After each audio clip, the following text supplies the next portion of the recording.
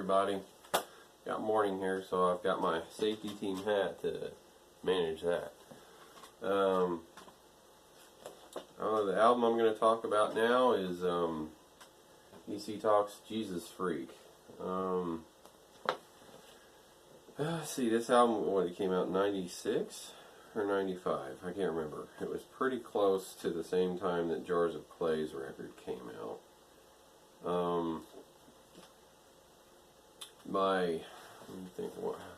Let's go back, shall we? By the way, welcome to Reminisce on Music. I'm giving this video series a title.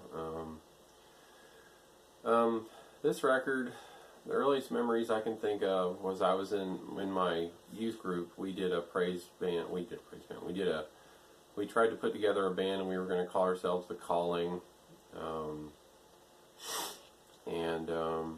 We couldn't do that because there was another praise band out there that already called themselves that. So we really couldn't do that for legal implications. Although the band never went anywhere, so it was okay. I think we lasted, I want to say maybe a little over a month or so.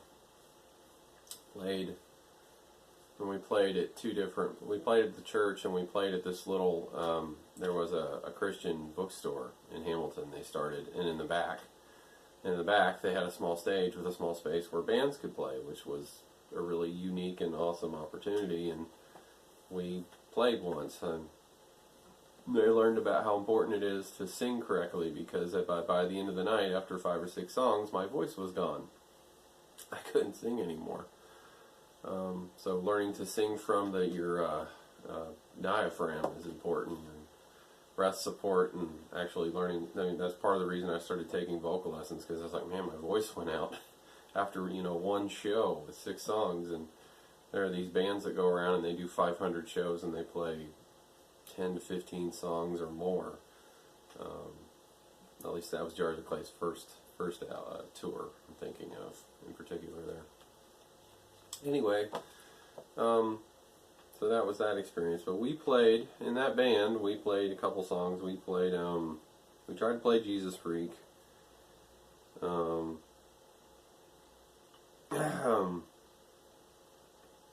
we may have tried to play Between You and Me.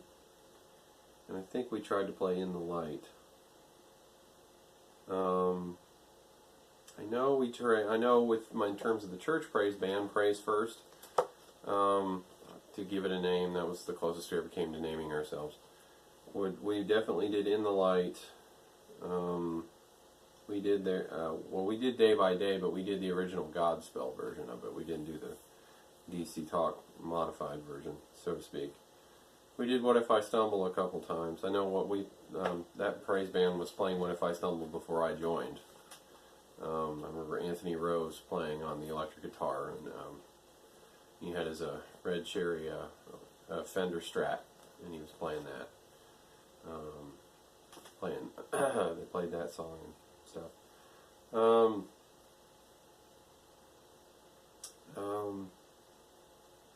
But yeah, and Jesus Freak. I mean, every praise band did good and bad versions of covering that song, of course. I also remember, Anthony, just a shout out to you real quick. I remember the way that you played Like a Child on the guitar. I remember you played Wonderful Tonight by Eric Clapton, and you're a big Clapton fan at the time. I'm assuming you probably still are. And I remember you playing What If I Stumbled with the praise band back when we did coffee houses, like 1996 or 7. So I remember those. I guess I don't know if I want to call them shows, but I remember that you guys doing that, and Rick Jones was on the mandolin, and Tiffany was probably may or may not have been there at those performances at that time, going way back. Anyway, I'll start off with let's start naming some tracks and some memories that go with them. So Help Me God. I did get into that song eventually. I mean, I guess before I could do the tracks, another thing is when I was in the Calling, our Calling band, we were learning these songs, and I was still in love with Jars of Clay, and I was actually listening to the Foo Fighters, their first record. I had a tape that I brought over that had some Foo Fighters songs that we messed with, and I actually remember playing my very, very first quote-unquote guitar riff thing, which, yes, I still remember how to do that. And I played it, and I remember everybody stopped and listened for a minute and liked it, but it didn't go anywhere. So that was nice. I was just learning how to play guitar. And I was all about my Jars of Clay songs, and they were all about the DC Talk songs, and, you know, I had to try. I probably wasn't great about acquiescing and learning the songs, the DC Talk songs, the way they needed to be learned, and sorry about that. Because I was stuck on Foo Fighters and Jars of Clay, and that's where I was. I was a 13-year-old kid.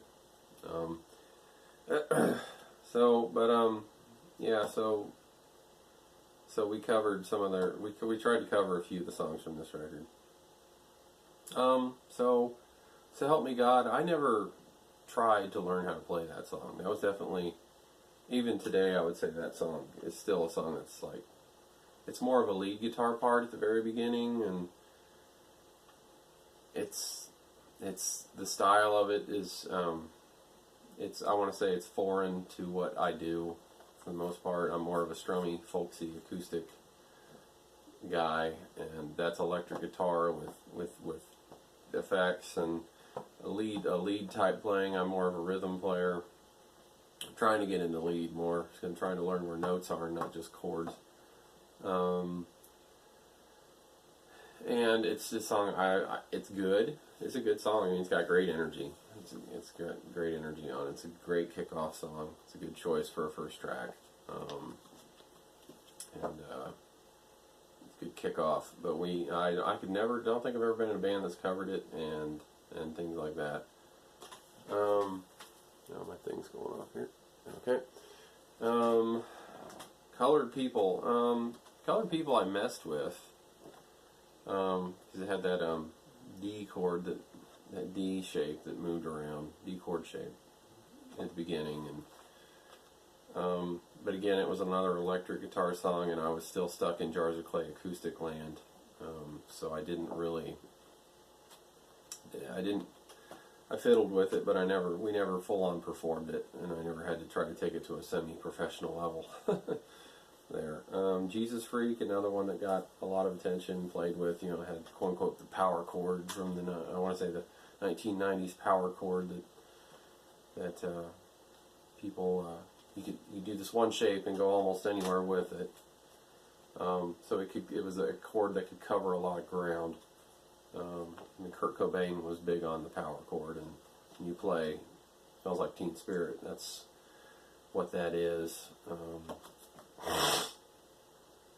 And the Seattle grunge sound that brought about those things and all that.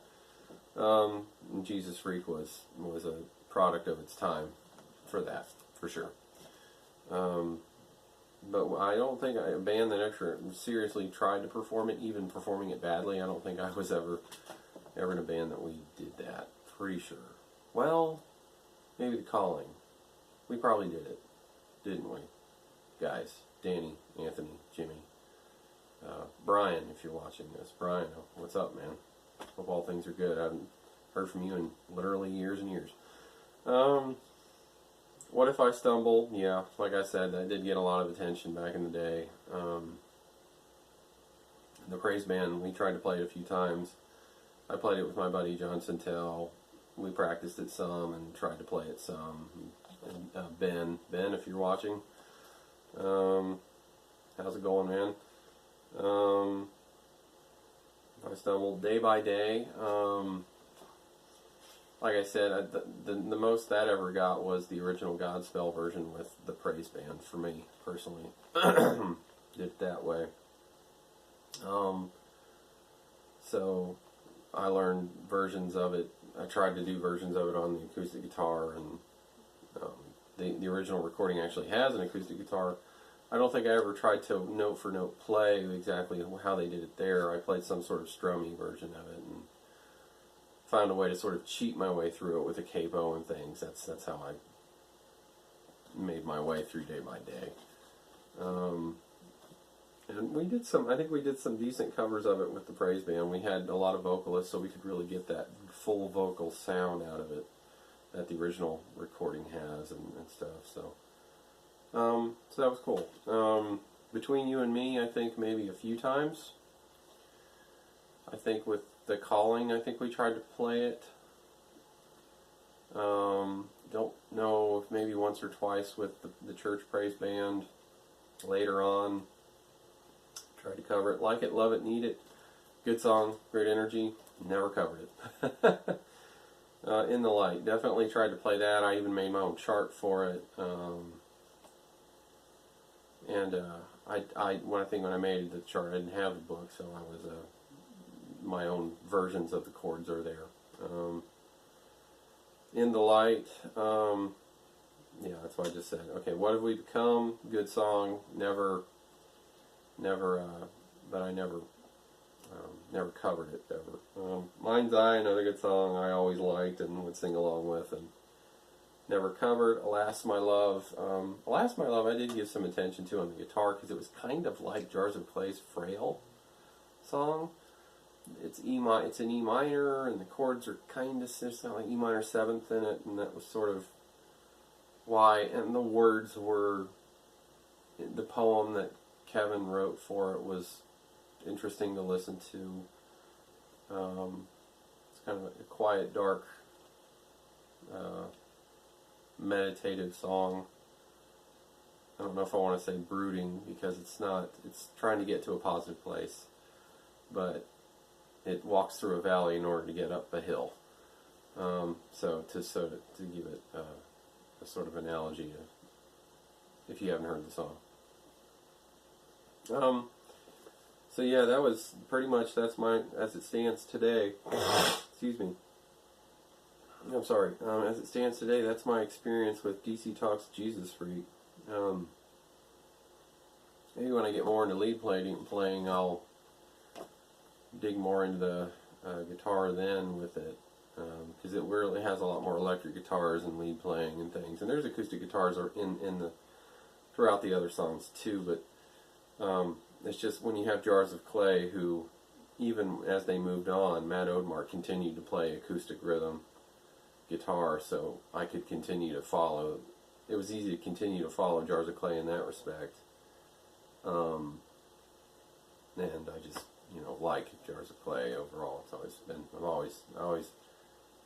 I like to get away from Jars of Clay for a while, but I like to come back to them too. So that's good. So yeah, but that's my thoughts on DC Talk's Jesus Freak. Kaboom!